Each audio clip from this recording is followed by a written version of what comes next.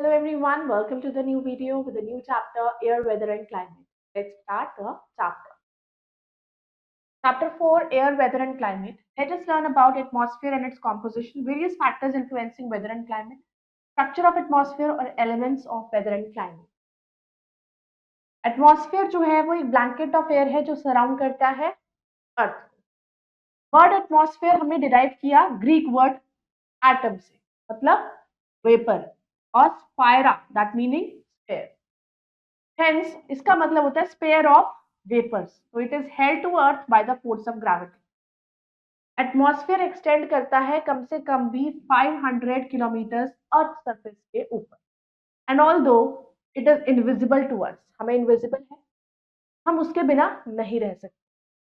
तो वो लैंड को वार्म रखता है रात में, जब सन सेट हो जाता है, जब आप सन सेट होता है तो वो गर्म रखता है और हमें बचाता है हार्मफुल अल्ट्रावायलेट रेज से, सन की।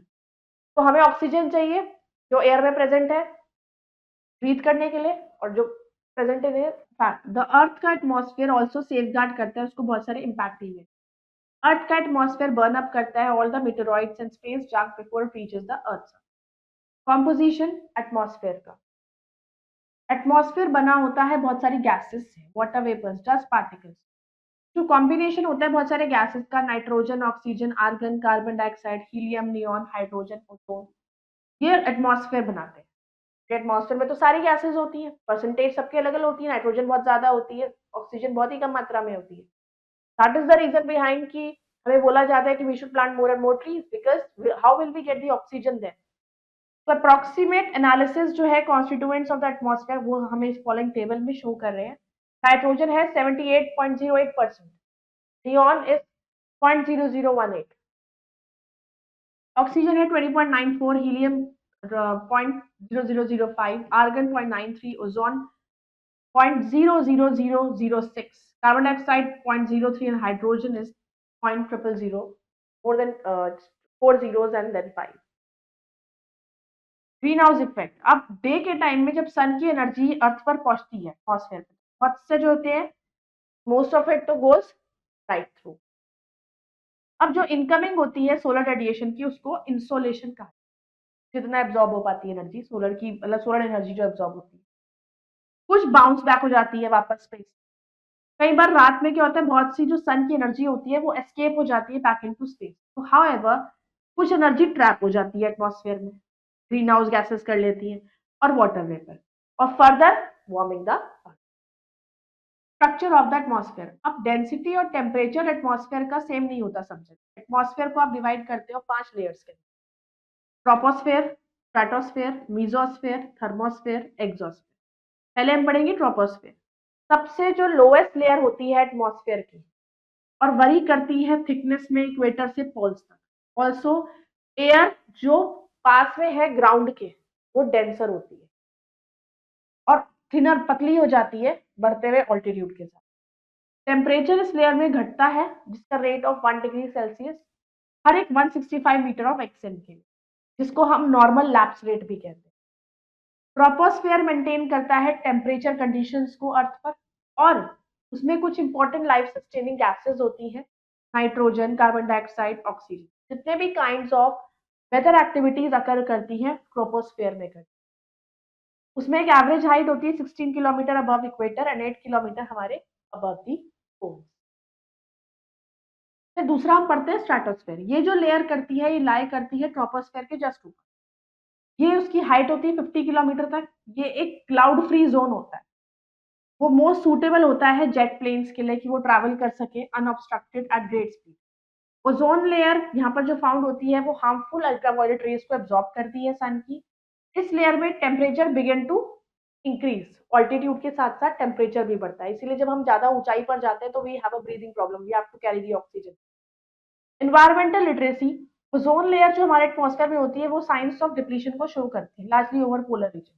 Find out the reason behind this, क्या हार्मफुल इफेक्ट्स है इस डिप्लीशन के, क्या स्टेप्स लिए जाते हैं further depletion of ozone layer को प्रिवेंट करने, कि किस तरीके से ओजोन लेयर को बचा सके। फिर आता है मीजोस्फेयर। ये लेयर एक्सटेंड करती है एक हाइट ऑफ 80 किलोमीटर और अर्थ की सरफेस। यहाँ पर टेम्परेचर घटता है, हाइट बढ़ती है, टेम्परेचर घटता है। तो ये सबसे ठंडी लेयर होती है जिसका टेम्परेचर 143 माइनस मीटेरॉइड्स पहुंच जाता है। मीटेरॉइड्स जो एंटर करते हैं अर्थ के एटमॉस्फेयर में आउटर स्पेस से, वो इस लेयर में आके जल जाते हैं। थर्मोस्फेयर, ये लेयर एक्सटेंड करती है 400 किलोमीटर। इस लेयर का कंटेन करते हैं आयंस जो रिफ्लेक्ट करता है रेडियो वेव्स टू अर्थ, में वायरलेस कम्युनिकेशन बनाते हैं possible. Upper part of this layer में ब्राइटली कलर्ड लाइट जिसे कि ऑरोरा बोरेलिस कहते हैं, ये प्रोड्यूस होती है। ये जो लेयर होती है वो आयनोस्फेयर कहते हैं, और वो कैरेक्टराइज होती है by rapid rise in temperature with increasing altitude. Exosphere, ये लेयर एक्सटेंड करती है हाइट ऑफ अबाउट 1600 किलोमीटर और मर्ज हो जाती है आउटर स्पेस। अल्ट्रावायलेट रेज जो है इस लेयर को फिल करता है, फेंटली ग्लो करता है, that is called zodiacal light, जो अकर करता है सनलाइट की वजह से reflected from particles of meteoritic dust originate in this layer. तो जो थिन लेयर होती है इस लेयर के अंदर वो हीलियम और हाइड्रोजन। वेदर, वेदर डिराइव किया जाता है ओल्ड इंग्लिश वीडर से ऑफ जर्मनिक ऑरिजिन। वेदर को आप डिफाइन कर सकते हो sum total current atmospheric conditions like temperature, humidity, wind and rainfall किसी भी गिवन प्लेस। तो ये सारे जो एटमॉस्फेरिक कंडीशंस है ये कलेक्टिवली इसको हम वेदर कहते हैं। इसलिए वेदर को आप sunny, windy, rainy, cloudy, snowy. Climate, climate derive होता है ग्रीक वर्ड क्लाइमा से। क्लाइमा मतलब स्लोप जोन। जो क्लाइमेट रेफर करता है एवरेज वेदर कंडीशंस जो प्रिवेल होती है उस पर्टिकुलर जगह पर, जैसे बहुत लंबे समय तक एक जगह पर एक ही जैसा मौसम है क्लाइमेट, लॉन्ग टाइम पीरियड तक जैसा मौसम रहेगा, गर्मी है तो गर्मी, तो वहां का क्लाइमेट गर्मी होगा, समर जोन। तो क्लाइमेट बेस्ड होता है एवरेज वेदर कंडीशंस कितनी, मतलब एवरेज वहां पर कितना रहता है, मॉडरेट रहता है, हॉट रहता है, कोल्ड रहता है, उसके बेस पर उसका टेम्परेचर देखा जाता है, उसका वेदर और क्लाइमेट डिपेक्ट किया जाता है। आप कहीं बाहर हिल स्टेशन पे जाओगे तो you must be finding out कि वहां ज्यादा ठंडा रहता है, क्यों? क्योंकि वहां पहाड़ होते हैं। तो इस तरीके से डिपेंड करता है पर्टिकुलर जगह पर कितने टाइम तक कैसा क्लाइमेट है। ओवर लॉन्ग पीरियड, क्लाइमेट एक बहुत ही बेसिक एलिमेंट होता है हमारे एनवायरमेंट। क्लाइमेट अफेक्ट करता है landform, vegetation, soil type, agriculture activity. अब काइंड ऑफ क्लोथ्स जो हम पहनते हैं, फूड जो हम खाते हैं, घरों में जिसमें हम रहते हैं, ये इंटीमेटली क्लाइमेट से रिलेटेड होता है। Difference between weather and climate, term climate भी कंफ्यूज नहीं हो सकते वेदर के साथ, वो डिफर करता है एक दूसरे से फॉलोइंग तरीके। लाइक वेदर रेफर करता है जनरल एटमॉस्फेयर कंडीशन क्या होती है दिन की। Climate total sum of weather condition होता है, variation over long period of. Weather को मल्टीपल वेदर हो सकता है, कंडीशन से एक दिन में कितना चेंज हो सकते हैं। सुबह जैसे मौसम ठंडा है, दोपहर को गर्मी हो जाती है, कई बार बारिश रात को हो जाती है। क्लाइमेट जो है कंडीशन वो उसमें सालों लग जाते हैं बदलने में। Weather average record of atmospheric temperature, atmospheric pressure और rainfall over a small area पर डेली बेसिस पर उसको रिकॉर्ड करते हैं, तभी तो वेदर फोरकास्ट होता है। और क्लाइमेट हो गया aggregate of atmospheric temperature, atmospheric pressure और rainfall over a large area तक, जो लंबे समय तक एक एरिया में कम से कम 30 ईयर्स और मोर तक क्या टेम्परेचर है। वेदर डिस्क्राइब्ड होता है hot, cold, sunny, cloudy, windy, calm, wet and dry. Climate described होता है as equable, extreme, tropical and temperate. Elements of weather and climate. We will discuss here about some elements of the weather. Air pressure. Air pressure measured होता है किसी भी instrument से जिसको हम barometer कहते हैं। Air has weight जो प्रेस डाउन होता है on the earth. अब जो weight exert किया जाता है by a column of air on the surface of the earth को हम air pressure कहते हैं। फैक्ट, एयर प्रेशर डिक्रीज हो जाता है जैसे जैसे आपका ऑल्टीट्यूड बढ़ता है। ये हायर हो जाता है सी लेवल पर और लोअर हो जाता है विद इंक्रीज इन ऑल्टीट्यूड। तो सी लेवल पर एयर प्रेशर नियरली 1.05 kg पर स्क्वायर सेंटीमीटर स्क्वायर होता है। सिंपल मर्करी बैरोमीटर, ये कंप्राइज होता है एक ट्यूब से, वन एंड ओपन होता है, मर्करी में रखा जाता है। एयर में वेट होता है, वो एक्सर्ट करती है प्रेशर मर्करी पर, उसको making it rise in the tube. तो जब प्रेशर पड़ता है तो वो राइज हो जाता है। नॉर्मल एटमॉस्फेरिक प्रेशर सी लेवल पर 760 मिलीमीटर होता है या 30 इंचेस ऑफ अ मर्करी। जब आप उसे मिली बार्स में एक्सप्रेस करोगे तो इज 1113 मिली बार्स। अगर मरकरी राइज होता है इस पॉइंट से ऊपर तो हम ये बोल सकते हैं कि एयर प्रेशर हाई है, लेकिन जब वो फॉल हो जाता है उस पॉइंट से नीचे तो प्रेशर हम कह सकते हैं लो है। एनीरॉइड बैरोमीटर, ये बना होता है एक थिन मेटल ड्रम का जिसमें से एयर को रिमूव किया जाता है। तो प्रेशर जो है आउटसाइड एयर का वो लिड ऑफ द ड्रम को पुश करता है inward. Higher the air pressure more the lid pressed होता है अंदर, जितना ज्यादा प्रेशर होगा वो लिड अंदर की तरफ प्रेस हो जाएगी। तो एक एनीरॉइड बैरोमीटर के अंदर, दिस इज एनीरॉइड बैरोमीटर, तो जो प्रेशर होता है लिड पर वो एक नीडल से दिखाया जाता है, डायल पर एक नीडल बनी हुई है। चेंजेस जो एयर प्रेशर में आते हैं वो वेदर को अफेक्ट करता है। उस नीडल में चेंजेस से पता लग जाता है कि वेदर में कितना अफेक्ट हो रहा है। अगर एक रैपिड ड्रॉप हो जाता है एटमॉस्फेरिक प्रेशर के अंदर तो arrival of low pressure system. Low pressure system जो होते हैं एसोसिएट होता है क्लाउडी मतलब रेनी या विंडी वेदर। एक रैपिड इंक्रीज हो रहा है अगर एटमॉस्फेरिक प्रेशर के अंदर तो वो पुशेस करती है क्लाउडी और रेनी वेदर को आउट और स्काई क्लियर हो जाता है bringing cool dry winds. Winds horizontal movement होता है एयर का जो टेम्परेचर के चेंज से होती है which in turn changes air pressure में चेंज होता है। एयर प्रेशर बढ़ता है जब टेम्परेचर लो होता है और घटता है जब आपका टेम्परेचर हाई होता है। विंड्स जो है वो रीजन जो लो टेम्परेचर रीजन से ब्लो करती है और हाई प्रेशर की तरफ जाती है region of the high temperature and low pressure. Coastal region जो होते हैं सिर्फ जहाँ पर बीच वगैरह होती है कोस्टल एरियाज वहां पर कूल सी ब्रीज आती है क्योंकि जब हवाएं चलती हैं हॉट लैंड की तरफ दिन के टाइम। रात में क्या होता है जो लैंड ठंडा कूलर लैंड ब्रीज जो होती है वो जाती है सी की तरफ। तो सिमिलर एयर फ्लो पैटर्न होता है लेक साइड पर। जब हम वेदर के बारे में पढ़ते हैं तो जरूरी है ये डायरेक्शन और स्पीड ऑफ विंड को जानना। एक विंड डिस्क्राइब किया जाता है नेम किया जाता है आफ्टर द डायरेक्शन जिसमें वो आ रही है।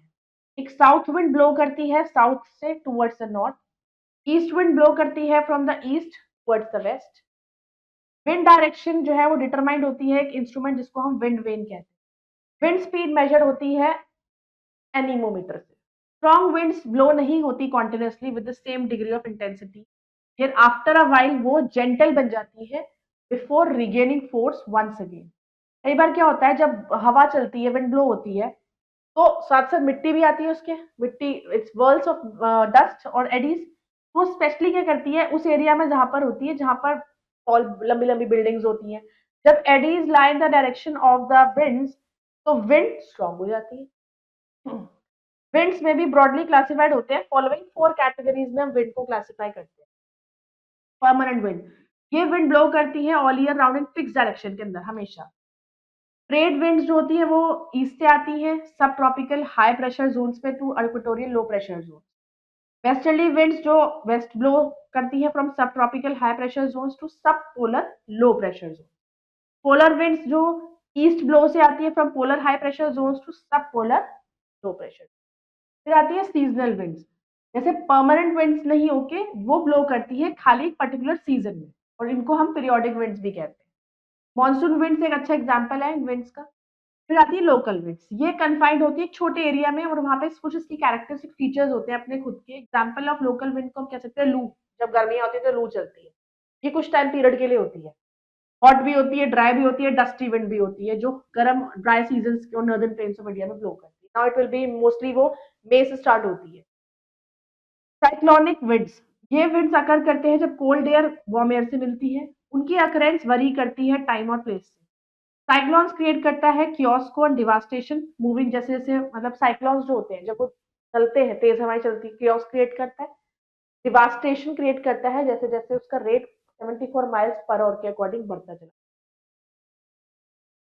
अब जो नेम है ट्रॉपिकल साइक्लोन वो डिपेंड करता है रीजन जिसमें वो आया है। अब साइक्लोन के नाम ना रीजन के अकॉर्डिंग अलग अलग हो जाते हैं। अब ईस्टर्न पैसिफिक में उनको हरिकेन्स बुलाते हैं। साउथ ईस्ट एशिया में टाइफून्स बुलाते हैं एंड इंडियन ओशन और वेस्टर्न पैसिफिक रीजन में साइक्लोन्स बुलाते हैं। तो हर जगह पे इसका नेम डिफरेंट हो जाता है। टेम्परेचर टेम्परेचर मेजर्ड होता है थर्मामीटर से। अब सबसे सिंपलेस्ट थर्मामीटर होता है आपका मरकरी इन ग्लास या फिर rod thermometer. Measure body temperature thermometer से मेजर करते हैं। जब वो हीट अप हो जाता है तो मरकरी जो बल्ब के अंदर होता है थर्मामीटर के बिल्कुल बॉटम में वो एक्सपैंड हो जाता है और ऊपर उड़ जाता है राइज हो जाता है फिर वैक्यूम ग्लास के अंदर with in the glass rod. जब वो कूल हो जाता है तो मरकरी कॉन्ट्रैक्ट हो जाता है फिर से और ड्रॉप डाउन हो जाता है ट्यूब के अंदर। तो देयर बाय इससे आपको मैक्सिमम और मिनिमम टेम्परेचर दिन का पता लगता है। तो जो रिकॉर्डिंग होती है थर्मामीटर की वो ऑटोमेटिकली रिकॉर्ड कर देती है आपके टेम्परेचर जो भी चेंजेस आते रहते हैं वो रिकॉर्ड हो जाते हैं। अब एयर टेम्परेचर जो पर्टिकुलर प्लेस का वो डिनोट करता है कितना डिग्री हॉटनेस है कोल्डनेस ऑफ एयर उस जगह की सब बताते हैं। इसको हम सेल्सियस या फ़ारेनहाइट पे मेजर करते हैं। सरफेस जो है अर्थ का उसको heated by the sun rays और एयर अबव द सरफेस वो हीटेड होती है by the heat reflected from the warm surface. Summers में सन हाई होता है स्काई में, देयरफॉर जो अमाउंट ऑफ हीट जो अर्थ पर सरफेस पर आती है वो ज्यादा होती है। विंटर्स में सन लो होता है स्काई पर, तो रेस जो होती है वो स्लैंट होती है toward the surface of the earth, जिसकी वजह से वहां पर हीट कम होती है। तो ये रीजंस की वजह से समर हमेशा गर्म होता है विंटर से। उसी तरीके से सन हाईएस्ट पोजीशन पे रीच करता है जेनिथ पर मिड डे में, दिन के टाइम में सन जो होता है बिल्कुल टॉप पर होता है, कहते हैं बिल्कुल सिर पर, 2-3 बजे के आसपास सबसे ज्यादा गर्मी होती है, बिल्कुल अपने जेनिथ पर होता है। तो जैसे जैसे ज्यादा सन की हीट अर्थ पर पहुंचती है मिड डे में, देन एनी ईयर किसी और टाइम पर नहीं पहुंच पाती, क्योंकि सबसे ज्यादा होता है हॉटेस्ट पीरियड जो होता है किसी भी डे का, वो नून के बाद होता है, मतलब आफ्टर 12 o'clock।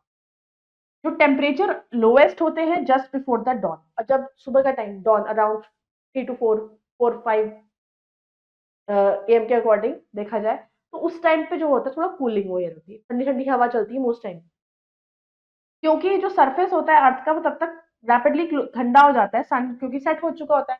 जब शाम को सन सेट हो गया उसके बाद थोड़ा मौसम ठंडा हो जाता है, तो टेम्परेचर फॉल हो जाता है steadily between sunset and don.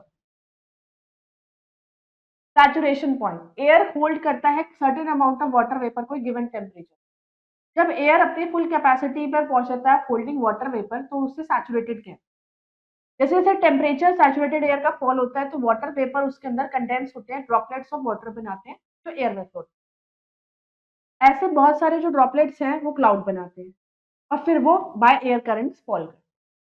Clouds को ग्रुप करा जाता है अकॉर्डिंग टू उनकी शेप और हाइट। कुछ एग्जांपल अलग अलग क्लाउड्स के भी हैं, stratus, Cyrus, cumulus. Altitude affect करता है क्लाउड्स की शेप, जितना ऊंचाइयों पर जाएंगे ना उसके अकॉर्डिंग क्लाउड्स भी अलग अलग होते हैं। जैसे जैसे एयर राइज होती है वो ठंडी होती है, क्लाउड बन जाते हैं। लेकिन जब एयर डिसेंड करती है ग्रेट हाइट से तो वो गर्म हो जाती है और क्लाउड्स डिसअपियर हो जाते हैं। प्रेसिपिटेशन, जब टाइनी ड्रॉपलेट्स वाटर की एक दूसरे को ज्वाइन करती है तो वो साइज में बढ़ते हैं जब तक एयर उनको होल्ड नहीं करती, अंडर द ग्रेविटेशनल फोर्स वो फॉल। तो ये प्रोसेस आपका प्रेसिपिटेशन है। अब different forms of precipitation, rain. जब कंडेंस वाटर वेपर क्लाउड्स के अंदर नीचे फॉल डाउन करता है वाटर ड्रॉपलेट के फॉर्म में, उसको रेन कहते हैं। रेनफॉल सबसे इंपॉर्टेंट फॉर्म ऑफ प्रेसिपिटेशन होता है। 3 तरह के रेनफॉल होते हैं। पहला आप पढ़ेंगे कन्वेक्शनल रेन, ये एक्सपीरियंस होता है throughout the equatorial and tropical region in the afternoon. जब सन की rays heat up land surface को पूरा गर्म कर देती है, तो उसके आसपास की जो हवा होती है वो भी गर्म होगी, तो वो कन्वेक्शनल एयर करंट्स के फॉर्म में राइज होती है। ये जो करंट्स होते हैं ये ग्रेट हाइट अटेन करते हैं। वाटर वेपर इन करंट्स में कंडेंस हो जाता है बहुत ही quickly at that height and heavy rainfall, तो कन्वेक्शनल रेनफॉल कहते हैं। So it is often accompanied by thunder and lightning. Relief rainfall, ये सबसे wide spread form of rainfall है। जब मॉइस्चर लेडन विंड स्ट्राइक करता है एक माउंटेन या हिल को टकराता है तो वो ऊपर की तरफ बढ़ता है और एक्सपैंड होता है, फिर कूल डाउन हो जाता है। तो इससे क्या होता है, कंडेंसेशन, फिर बारिश होती है on the windward side of the mountain. तो ये तरह की जो रेनफॉल होती है वो रिलीफ रेन। लीवर्ड साइड जो होता है माउंटेन का, वहां लिटिल बहुत ही कम रेनफॉल होती है। साइक्लोनिक रेन, जैसे जैसे नेम सजेस्ट कर रहा है इस तरह के रेनफॉल साइक्लोन से रिलेटेड होता है। साइक्लोन में क्या होता है, एक लो प्रेशर एरिया क्रिएट होता है सेंटर में, बीच से शुरू होता है ना साइक्लोन ऐसे होल में, तो बीच का पॉइंट से शुरू होता है साइक्लोन। तो विंड्स जो है वो सारी साइड से वो इस लो प्रेशर एरिया पे तरफ जाती है, किसी पॉइंट सेंटर पॉइंट की तरफ सारी विंड्स सब तरफ से जाती है, जिससे क्या होता है, देयर इज सर्कुलर मोशन, गोलाई में चलता है साइक्लोन, हरिकेन, टॉर्नेडो, ये गोलाई में चलते हैं, जिससे वर्लिंग एयर होती है सेंटर टू राइज अप, और जो गोल गोल गोल गोल फिर हवा ऊपर की तरफ जाती है और ये राइजिंग एयर ठंडी होती है, कंडेंस होती है और बारिश हो जाती है। तो इस तरह की रेनफॉल को साइक्लोनिक। रेनफॉल जो होती है हमें फ्रेश वाटर देता है, सेवरल क्रॉप्स भी उसमें ग्रो करते हैं, लेकिन रेनफॉल इवनली डिस्ट्रीब्यूट नहीं होती, कहीं पर बहुत ज्यादा होती है, कहीं पर बहुत कम होती है। कई बार क्या होता है, फ्लड भी आ जाती है, कई जगहों पे तो इतनी ज्यादा रेनफॉल होती है कि महीने महीने होती रहती है, तो वहां बाढ़ आ जाती है, ड्रॉट भी, और जहां नहीं होती वहां सूखा पड़ जाता है। हेलस्टोन्स, जब कन्वेक्शनल करंट्स वाटर वेपर को कैरी करते हैं ग्रेट ऑल्टीट्यूड तक, तो वाटर वेपर जो होता है वो फ्रीज हो जाता है। अब ये जो फ्रोजन ड्रॉप होती है ये बड़ी हो जाती है, और ये हेलस्टोन के फॉर्म में, तूफान, बर्फ का ओले टाइप कह सकते हैं। हेलस्टोन से डैमेज भी होता है क्रॉप्स को, ओले पड़ते हैं तो एनिमल्स को भी नुकसान होता है, ह्यूमन बींग। स्लीट, स्लीट वो फॉर्म ऑफ प्रेसिपिटेशन होता है जिसमें रेन और फ्लेक्स ऑफ स्नो फॉल करता है। ये बहुत ही डेंजरस होता है लोगों के लिए जो ड्राइव कर रहे होते हैं, as it forms a slippery surface over the road. Snowfall, ये अकर होता है कोल्ड कंट्रीज में, जब ग्राउंड टेम्परेचर और क्लाउड टेम्परेचर जीरो हो जाता है तो प्रेसिपिटेशन अकर होता है फेदरी फ्लेक्स के फॉर्म में या फिर इंडिया में कश्मीर, शिमला, मसूरी, वहां पे स्नोफॉल होता है in winter. Summary of the chapter, earth जो है सराउंड होता है by thick blanket of gases called atmosphere. Atmosphere को हम डिवाइड करते हैं 5 लेयर में, troposphere, stratosphere, mesosphere, thermosphere and exosphere. Weather एक एटमॉस्फेरिक कंडीशन होता है एक सर्टेन प्लेस पर एक सर्टेन टाइम पर, जहां पर क्लाइमेट जो है वो एवरेज वेदर पैटर्न होता है in a place over many year. Rain, hailstone, sleet, snowfall, ये कोई अलग forms of precipitation. Let's move ahead to the exercise, fill the correct option. The temperature in the thermosphere is, which of these gases protect us from the ultraviolet rays of the sun? Ozone layer.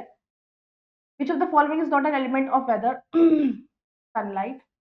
Which of the following gases has the highest concentration in the air? Nitrogen. Let's move ahead. Fill in the blanks. Radio signals are transmitted to the earth from the atmospheric layer called thermosphere.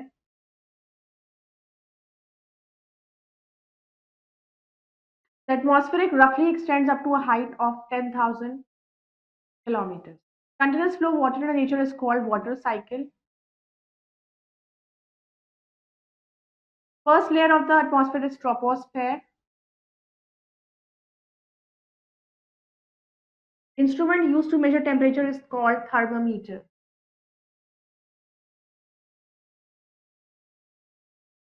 So I hope you all have understood this chapter. You can go through it again and revise it. Meet in the next video. Bye bye. Take care.